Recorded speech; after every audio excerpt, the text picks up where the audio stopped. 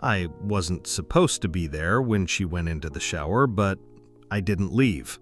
It all started with a burst pipe in her kitchen. The water pooling on the floor was slick under my bare feet. I was just the guy from the apartment downstairs who came running with tools after hearing the bang. I wasn't her plumber or her friend, just a neighbor who offered help before thinking. "The third valve under the sink," she said, kneeling beside me, breathless from trying to stop the flow herself. "It won't budge." Her voice was calm but strained, the way people control themselves when they've been let down too many times. She looked about 40, maybe a few years younger, but her eyes, brown and steady, held years of practiced distance. I had probably seen her twice before this, always leaving early, never smiling, always in dark clothes with keys in her hand like a shield. "Got it," I mumbled, twisting the valve with both hands, the wrench slipping in my wet palm. "You live alone?" "Usually," she replied. No further details, just a single word that sounded like a door left ajar. The water stopped. A silence filled the apartment like fog, and suddenly I was acutely aware of how close she was sitting, how her shoulder brushed mine, how her perfume smelled of something dry and expensive, like burned jasmine and old paper.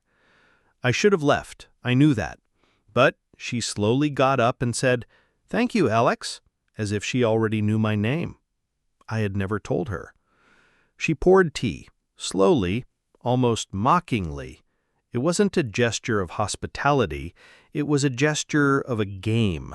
She wanted me to sit here, in her apartment, and watch how her robe clung to her body, how her wet hair left a sheen on her forehead. "Are you in school?" she asked, glancing at my university sweatshirt. "Literature, mostly poetry." Something flickered in her eyes. "Of course, poetry. With those sad puppy eyes, you can hear what nobody says," she smiled, leaning toward her cup. I laughed, not because it was funny, but because no one had ever described me so perfectly. She watched me for a long time, not at all like a woman checking out a younger guy, more like a person who suddenly realizes she's starting to feel something. Then she stood up. "I'm all wet," she said, adjusting her robe, which was a darker shade on her hip. "I need to shower." "Right," I blurted out, standing up so fast I almost spilled my tea. "Of course, I should go too." But neither of us moved. We hung in a pause, like two actors who forgot their lines. She tilted her head slightly and smiled, like someone who knows more than she's letting on. Then she finally left. From the bathroom I heard the sound of water, the soft tapping of drops, and then her voice, calm and brazenly casual. "There's room for one more." I almost dropped the cup. My heart leaped like a student cheating for the first time on an exam. I didn't go in, not then. I stood by the door, touching my hot forehead. Steam billowed in clouds, and the lines of her body were drawn in the vapor like a picture you couldn't touch but could lose your mind looking at. "There's room for one more," she repeated. And that wasn't just flirting, it was a test. I stepped back into the hallway, rubbing my neck, and it was then that I realized poetry, it turns out, has too few words for moments like this. My shirt was still clutched in my hand. I was 25. How old was she? Under 40? That kind of beauty had nothing to do with trends. I listened to the water. What the hell was I doing here? I wasn't some charming guy she met at a bar. I just fixed her pipe. She was naked 5 meters away, and I was picturing us in the same shower. And yet I didn't move. I tried to remember if I had ever seen her smile, not politely, but for real. I couldn't. She came back wrapped in a fresh towel. Her hair was wet, her skin flushed, her eyes unreadable. Without makeup, without her robe, without her walls up. At first she said nothing, just walked past me toward the bedroom. I looked at my hands as if they had suddenly become unfamiliar to me. Then her voice came from the end of the hallway. My ex-boyfriend used to intentionally break things, little things, a toaster, a drawer, just to see if I'd ask for help. I looked up. It made him feel needed, she said. He hated it when I fixed things myself. I didn't know what to say. But maybe that was the point. She wasn't waiting for me to respond. She just wanted to let something out. Let it hang in the air.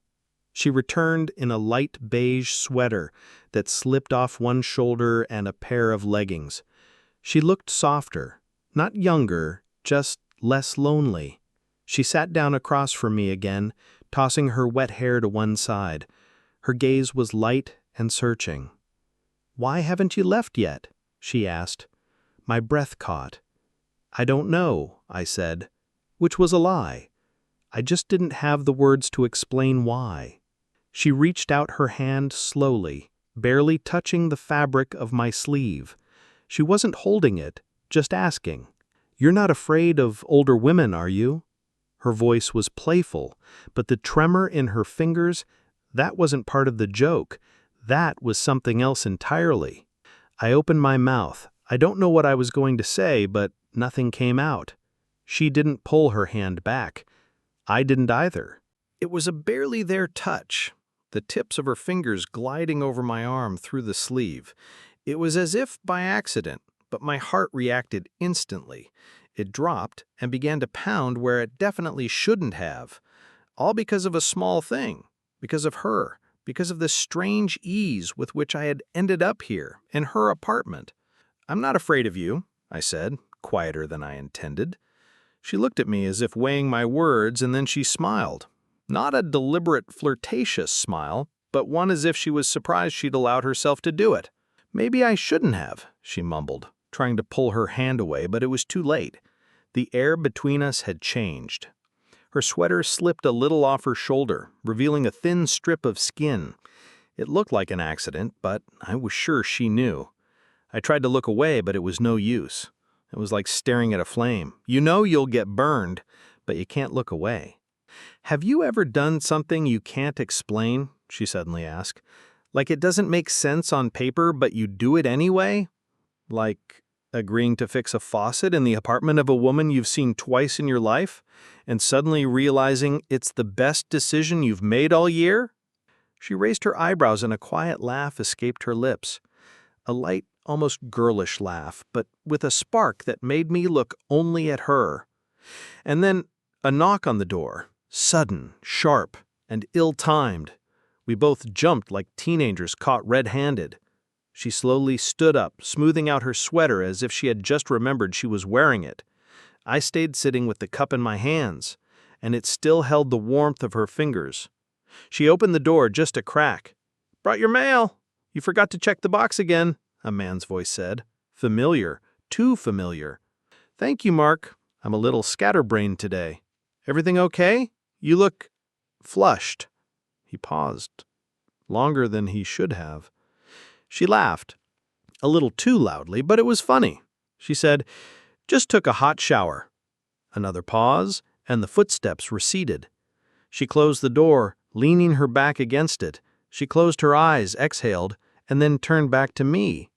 In her eyes there was no longer any doubt, only a game. And now that game was ours. "My landlord," she said, "divorced, thinks I'm lonely." "And aren't you?" I blurted out quicker than I wanted to. She didn't answer. Instead, she walked to the record player and lowered the needle. A static crackle, and a moment later Nina Simone's voice filled the room. I stood up. "I should probably go," I muttered. She nodded but didn't move.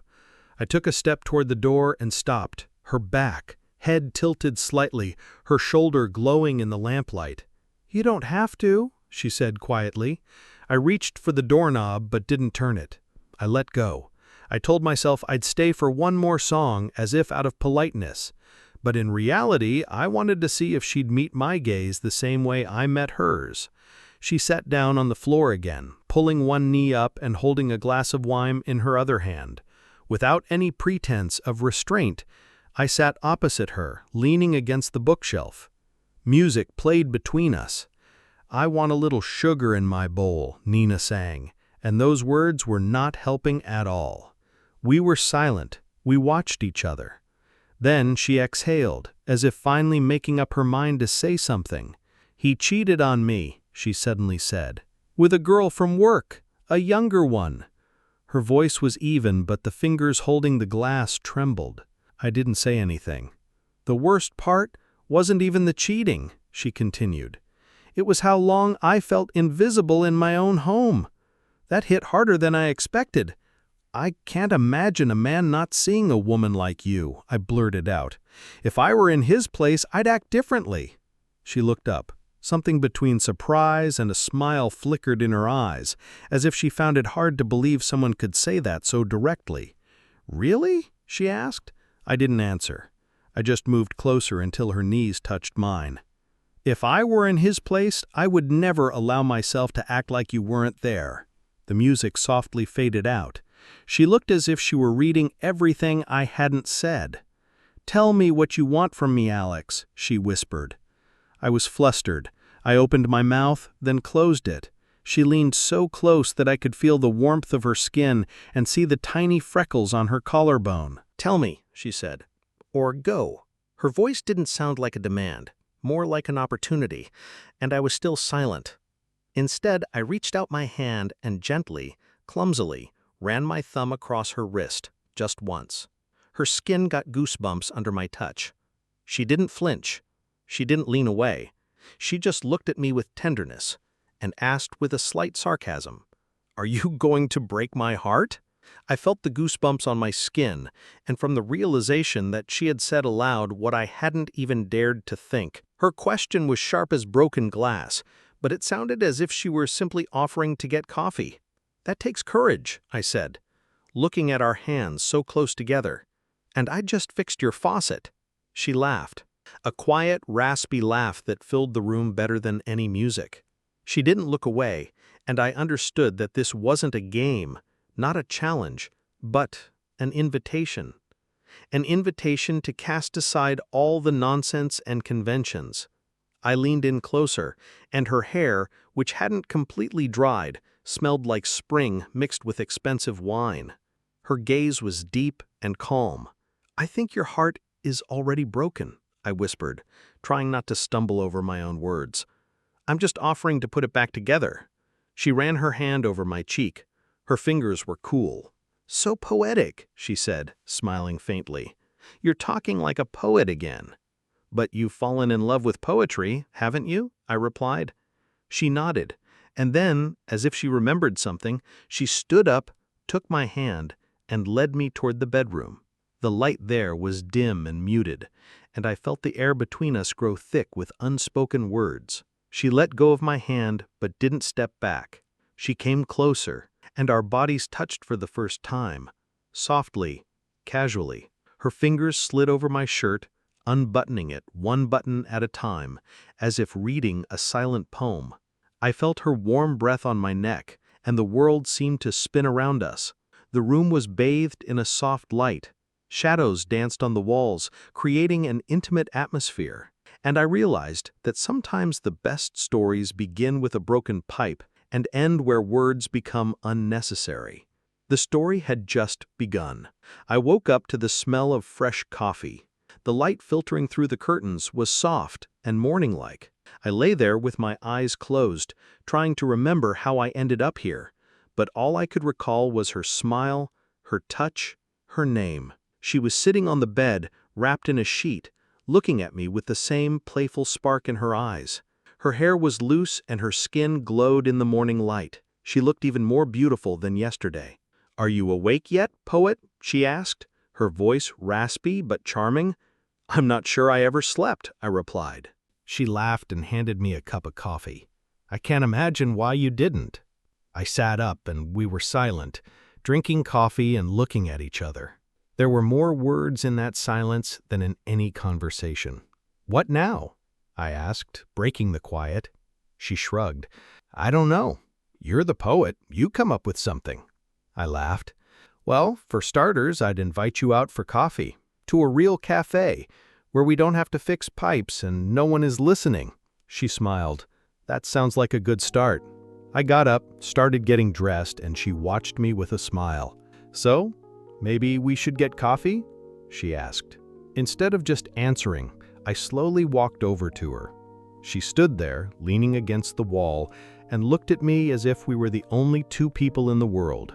I carefully hugged her, feeling the warmth of her skin through her robe, and pressed my cheek against her hair, inhaling the familiar scent of morning freshness. "I'd love that," I whispered, and it sounded so much stronger than a simple yes. She held me tighter, as if she wanted to make sure I was really there and not just a dream. "Then I'll see you soon," she said, her voice so soft. I let go of her, but still held her hand in mine. We stood there, looking at each other. I kissed her one last time before I closed the door behind me. It was only the beginning, and I felt like it was going to be the best story I had ever written.